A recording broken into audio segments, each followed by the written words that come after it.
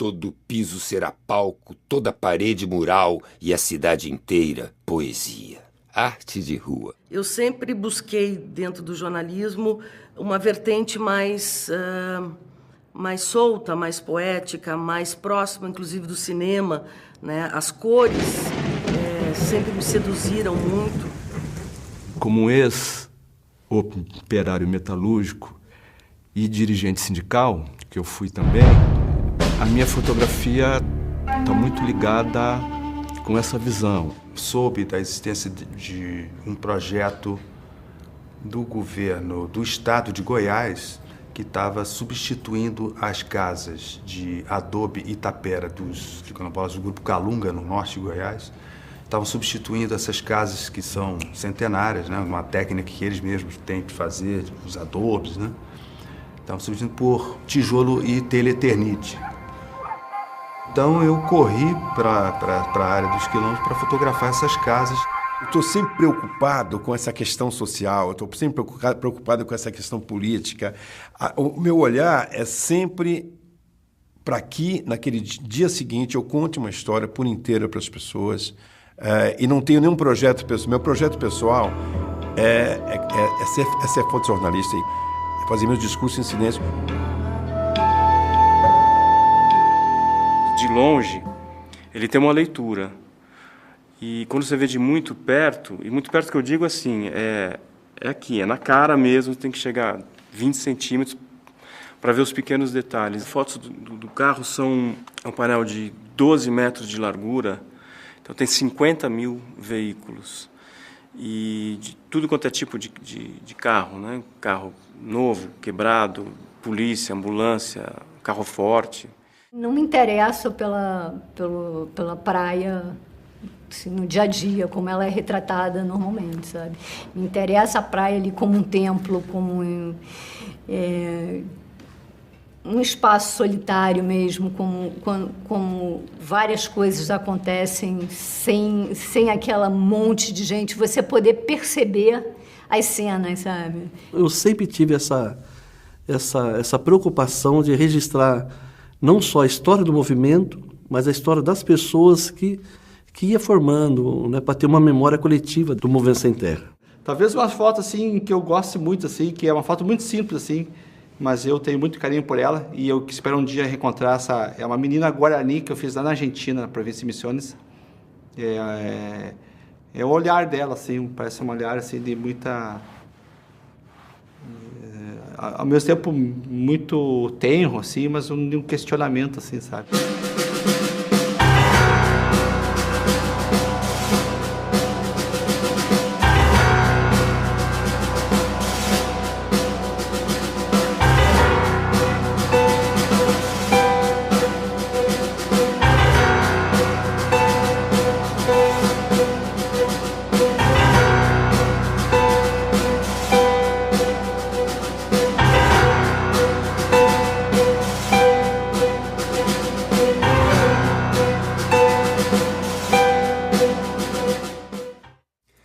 O território é a base do trabalho, da residência, das trocas materiais e espirituais e da vida. Milton Santos. Através de uma matéria que uma colega minha do Diário Gaúcho, Aline Custódio, estava fazendo sobre a retirada dos moradores de uma vila que fica na cabeceira do aeroporto Salgado Filho, chamada Vila Dique. Eu vi que ali tinha um assunto bem interessante. E desde 2009 comecei a acompanhar, até hoje eu acompanho esse processo todo. E certo dia, assim, depois de muitas indas até a vila e conhecer as pessoas, conviver, conversar, pedir permissão se poderia fotografar recicladores. Daí a ideia assim, de usar aquela carcaça assim, era dar um rosto para aquelas pessoas e mostrar para eles nós existimos, de dignidade, de ser humano, que nós estamos vivos e precisávamos ser olhados com dignidade assim, pela sociedade, não simples transferência de um local para outro, sabe? A minha construção do meu olhar é através do cinema. Na minha infância e juventude eu via muito filme todo em preto e branco, então eu adorava assistir aqueles filmes. o neorrealismo italiano. Aquilo me tocou muito. Eu disse, eu quero ser um fotógrafo contador de histórias.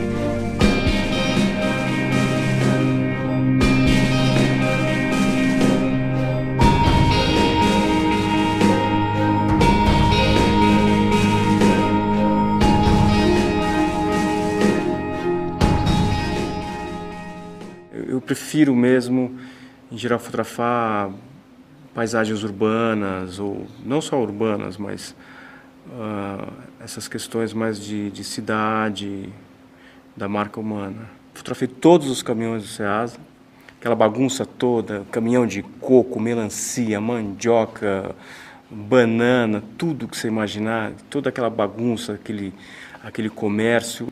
Eu peguei caminhão por caminhão, separei, fiz um painel de 1,60 por 4 metros, então tem mais de 200 caminhões, uns 80 carregadores, picape, Kombi.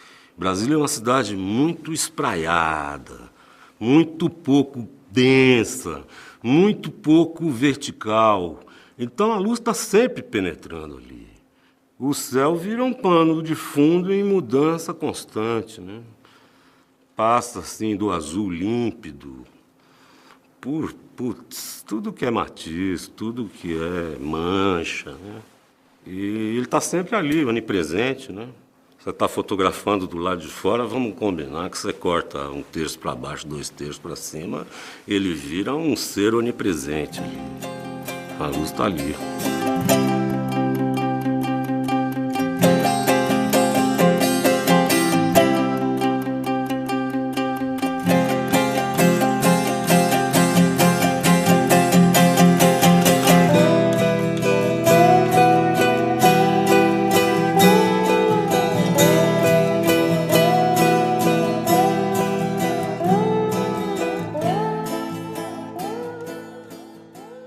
Tinta que não é vendida em lugar nenhum do país é vendida em Brasília. E aí eu acho que as pessoas pintam a casa de rosa, põem bolinha, pintam o muro, fazem mosaicos.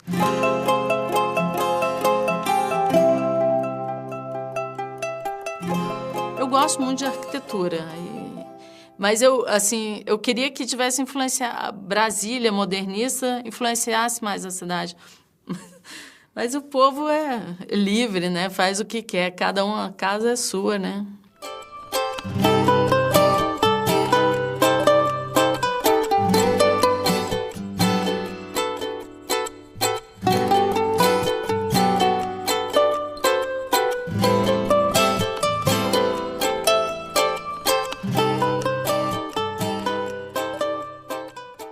O advento do digital também colocou essa coisa da escala na mostra, na apresentação do trabalho, como a possibilidade para esse tipo de trabalho, com esse tipo de foto, de grandes construções fechadas.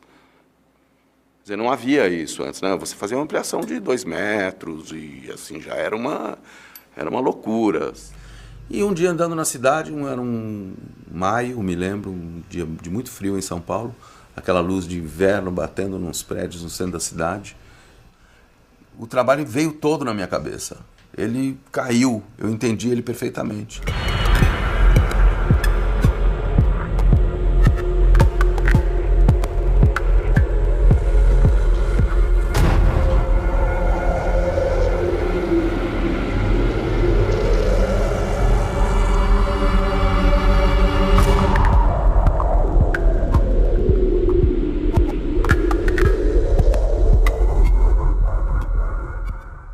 Eu fiz um outro trabalho que eu fiz isso mais a questão do tempo mesmo. Eu fotografei um prédio durante 2 anos e meio, sempre do mesmo ângulo, a finalização da construção dele.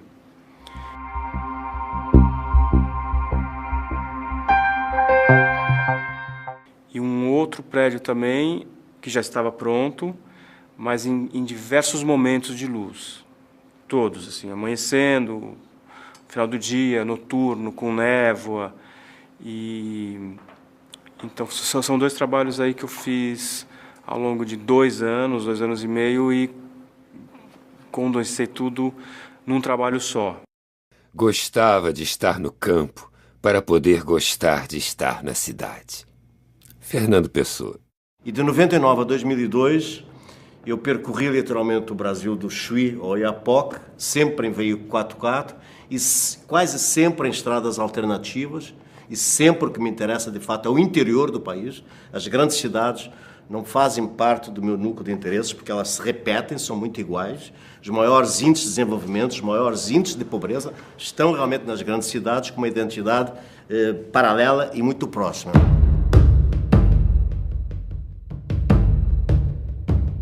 Por que coração do Brasil? Porque o mapa do Brasil, sempre que eu olho, de alguma forma, eu assemelho a configuração, o desenho de um coração. E depois a questão óbvia, e o desejo íntimo e visceral que eu sempre tive de ir em busca, exatamente desse grande encontro, de revelar as artérias mais ocultas e o seu pulsar nessas 2 vertentes que são uma constante.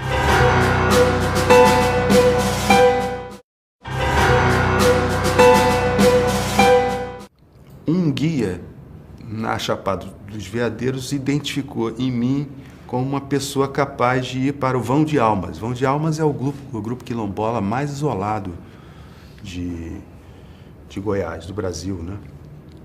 Então eu fui para o Vão de Almas para fotografar algumas casas remanescentes lá, e de repente me veio a ideia de fotografar o seu Albertino da Perna Torta, que era o líder comunitário.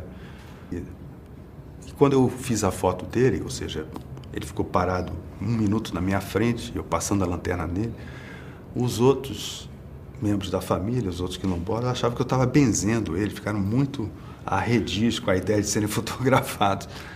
Mas, para minha sorte, e aí a fotografia digital me ajudou, eu tenho uma fotografia, uma câmera digital que eu uso para fazer os vídeos e alguns registros. Eu coloquei ela num segundo tripé e fiz uma segunda fotografia nas 2 câmeras, na de filme e na digital. E mostrei para o resultado na hora. Pô, rapaz, aí quando o pessoal viu, que fez fila, né? Aí uma noite eu fiz o trabalho inteiro dos retratos do quilombo do Vão de Almas. E os últimos carreteiros do estado, que são pessoas que fazem essa produção no interior do município, por exemplo, de São Gabriel, onde ocorre isso, e eles percorrem 3, 4 dias com carretas puxadas por 3 juntas de boi para vender na cidade essa produção, que galinha, batata, milho, etc. Tal. E foi super legal ter acompanhado a rotina dessa pessoa que deixa a sua esposa, seus filhos para vir até a cidade de vender e pernoteia pela beira de estrada, faz carreteira de fogo de chão.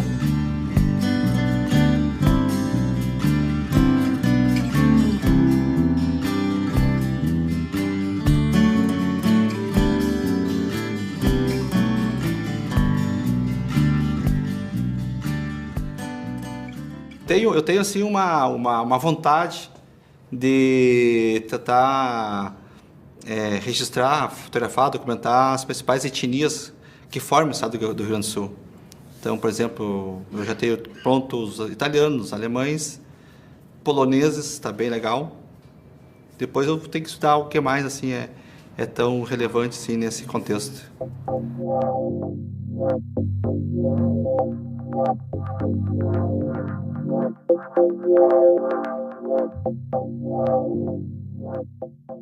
Eu resolvi me dedicar a esse trabalho que ele quebrava um pouco o paradigma assim, da visão que se tem do Rio Grande do Sul, né? De que no Rio Grande do Sul é um estado europeu dentro do Brasil. O IBGE de 2000 e de 2010 colocaram o Rio Grande do Sul como estado, surpreendentemente, como estado com maior número proporcional, né? Óbvio que é sempre de forma proporcional, como o estado com maior número de adeptos declarados e de terreiros.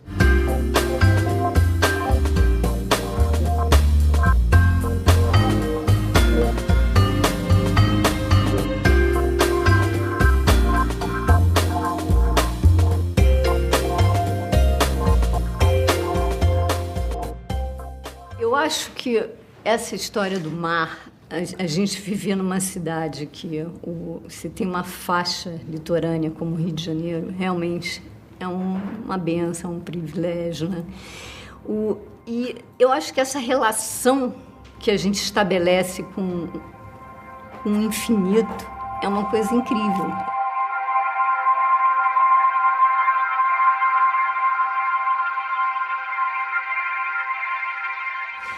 E talvez por isso que eu gosto tanto de ir cedo para a praia e ver a praia como um templo mesmo, porque eu acho que você percebe bem essa conexão, sabe, com o mundo, né, sabe? Você não fica enclausurado no espaço, né?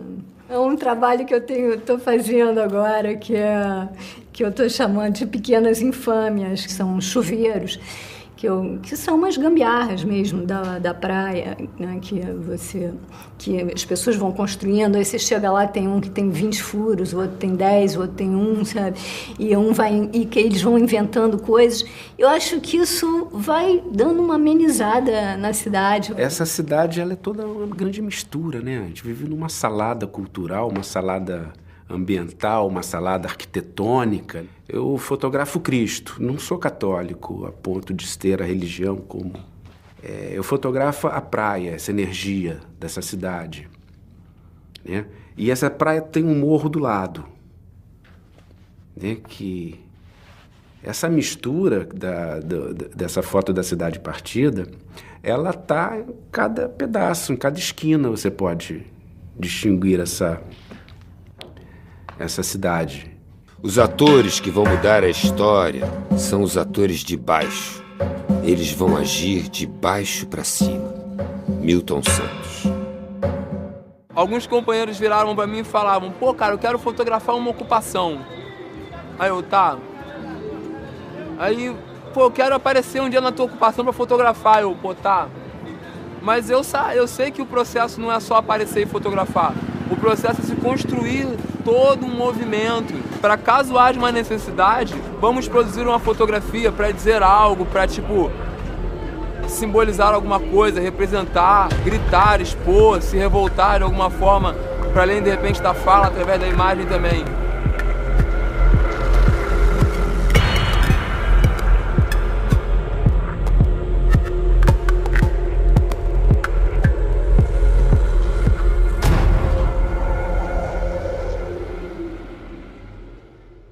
Dos medos nascem as coragens, e das dúvidas as certezas. Os sonhos anunciam outra realidade possível, e os delírios outra razão. Eduardo Galeano. Mas eu me interessei por um caminho da poluição. Foi uma coisa que a cidade me despertou. Então, eu migrei para um trabalho que hoje em dia se chama de reverse graffiti, que é uma limpeza, né? Um trabalho em que eu removo a poluição para desenhar crânios humanos. Eu fiz isso nos túneis aqui em São Paulo, deu uma grande repercussão, a prefeitura terminou por lavar o trabalho, porque teve todo um diálogo com o poder público, com os policiais e tal.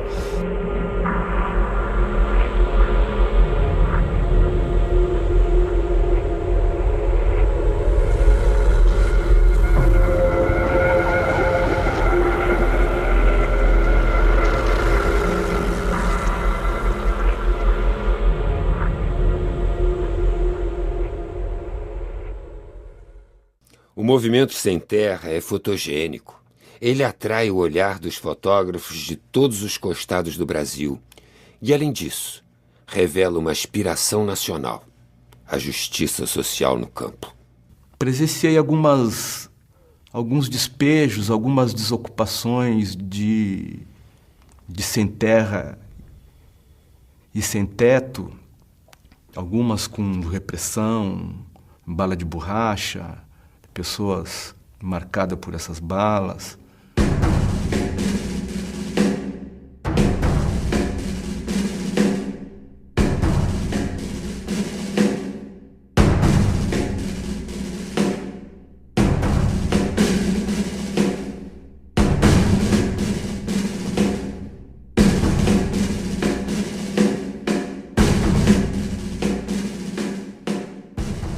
Essas fotos eu acho que são fotos que, entendeu, caracterizam o meu trabalho, né?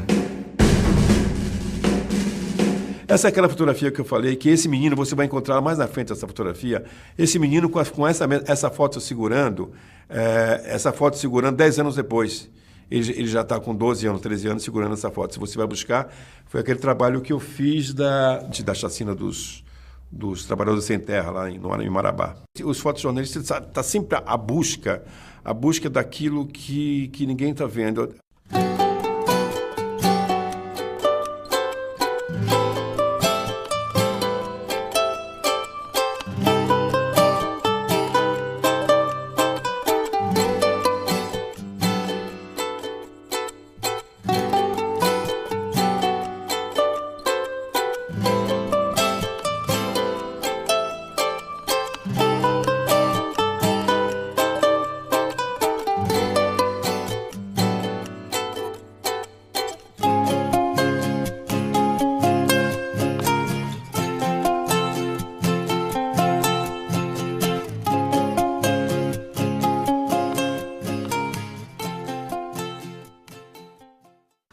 Eu passei a ter contato com a CPT, que é a Comissão Pastoral da Terra. Eu comecei a fotografar as romarias da terra, que começou em Goiás, né, que era em Goiânia, que era todo ano, depois Santa Catarina e Rio Grande do Sul. Então eu comecei a registrar essas romarias, que tem todas elas hoje eu tenho.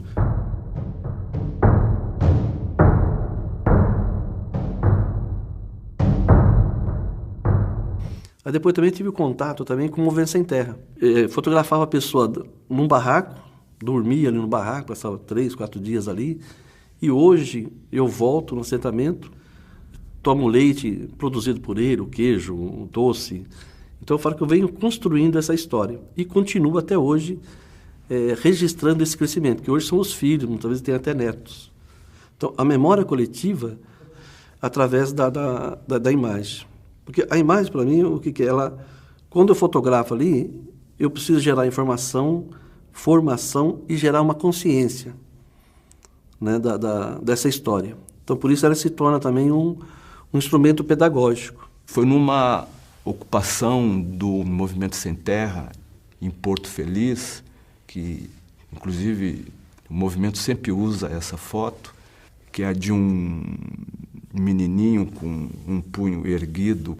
Eu estava com atenção em outro cenário e vi essa foto de rabo de olho, né? Imediatamente eu parei com aquilo, né? Inclusive a foto ficou até levemente fora de foco. Porque eu gosto da fotografia porque ela mostra assim, que a história não começou conosco e nem vai terminar conosco. Mas o importante é que cada geração marque a sua presença nessa etapa que ele está vivendo aqui.